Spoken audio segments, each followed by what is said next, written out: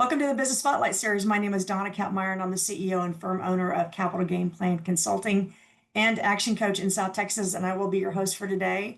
I am very excited to have our special guest, Ilya Popov, on our show. Ilya is the founder and CEO of Comeback Mobility in San Antonio, Texas. And today we're going to speak with him about his journey to get to where he's at today and the challenges and successes of starting up and operating a business in the startup phase. If this is the first time on our channel, please be sure to like and subscribe so that you can get notifications when we publish new content. Well, Ilya, welcome to the show. It's great to have you on. Hello, Donna. Thank you for inviting me. It's a pleasure to be here. You are quite welcome. I'm super excited about you sharing your story with our audience today. Absolutely. We'll be glad to do it. Fantastic. Well, let's start off by talking a little bit about how is your business structured?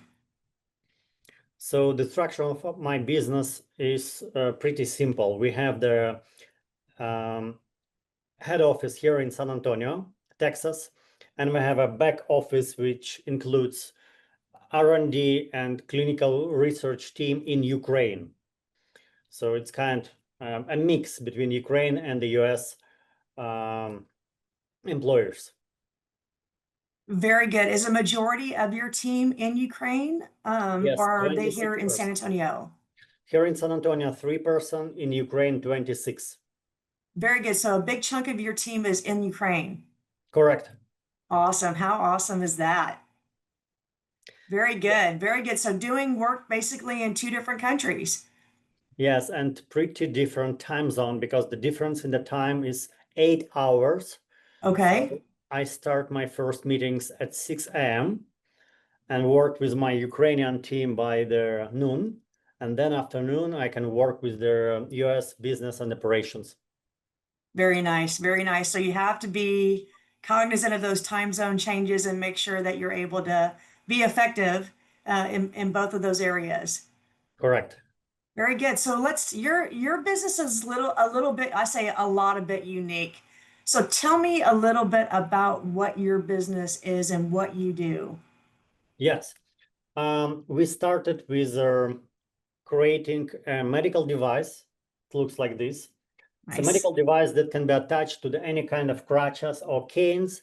And this device let patients to understand how much weight they should apply after lower limb injuries to their post-operative legs. So we used to think that there is a need, an opportunity where there is an existing treatment protocol prescriptions, and we just need to develop the devices and bring it to the market. But we were wrong, and now we are creating new treatment protocols because when we met with the top level surgeons here in the US, we figure out that actually the current treatment protocols, they are not based on the data. They're not data driven, and that's why we are rebuilding them from scratch. So they're not data driven. They haven't been data driven. So all of the prescriptions that have been provided post surgery have just been done kind of haphazardly or follow this. And what you're trying to do with your product is bring data, real data, to help you heal faster from these surgeries. Correct. I wouldn't say all. I would say just that the protocols that related to the weight bearing and steps activities for the lower limb injuries, fractures, and other different injuries. Because there were many clinical research where doctors ask patients, for example, to start putting some weight, or they restrict patients from putting any weight to the limb. But it was verbal communication, and nobody knows like what really patients did. Did they listen? Did they follow these prescriptions or not? So now we are giving these devices to each patient, and we can really track each step and load during the whole rehabilitation process and see what parameters of steps and weight-bearing activities lead to what outcomes. Awesome. So what got you started with this? What led you to this? I'm a serial startup founder. And when I sold my previous startup, it was just software business. I bought one-way ticket to Thailand, and I decided to realize my old dream and become a professional Muay Thai fighter. It's like kickboxing, but we also with elbows and knees. And when I did my 5th fight in Thailand, I got injured, spent 6 months in rehabilitation. And when my doctor asked me to put 25% from my body weight, I had no clue what does it mean.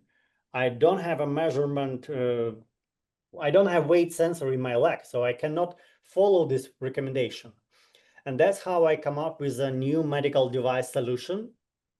And when I did an exploratory interview with 73 physicians in the US, 4 physicians in Germany, 4 physicians in Japan, I figure out that it's a worldwide problem and nobody understands how to follow these prescriptions. And that's why it was to solve. That is crazy. So if you think about, right, you've had some conversations with physicians. What has been the response around this device that you have invented and Sure, introducing it to the market? sure. Everyone wants to see the real data. I mean, there are physicians and surgeons who believe that early weight bearing will accelerate healing, and it's very important. There are some physicians who are more conservative, and they believe that patients should be immobilized for several weeks, and it will help to prevent secondary joint reduction. And both of them are right. And it really depends from patient's individual characteristics and type of fracture, if we're talking about bone fractures. And I think that all the medicine and all the post-surgical prescription goes to the individual pathway, and I think that we will change the post-surgical recommendation from the standard that is equal for everyone to individual approach. But to do it individually, it have to be cheap enough for mass market. And this is one of the challenge that we are solving right now. So how do you plan on bringing this to market? You mentioned the doctors are looking for data. So what does that require you to do? So when you develop the medical device, first, you need to do your manufacturing. And while you do the assembly line, you have to provide your team with a quality management assistants who will implement the quality management system in order to understand that this device can work with the different climate and conditions, with different battery level, with different environment, after delivery, after shaking, after being in a cold weather. This device will do the work in a great quality. And with also this device should be working after several use. For example, we have developed a special machine that can simulate 2 million steps, and then we can see that the accuracy of the measurement is still good enough.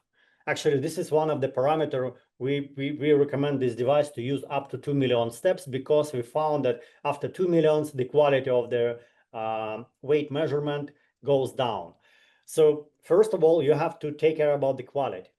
Then you go to the regulators. FDA will check all the quality management system that you implemented. Then you have to go to and be HIPAA compliant. It's about the safeness of your data, because our device, including software component, mobile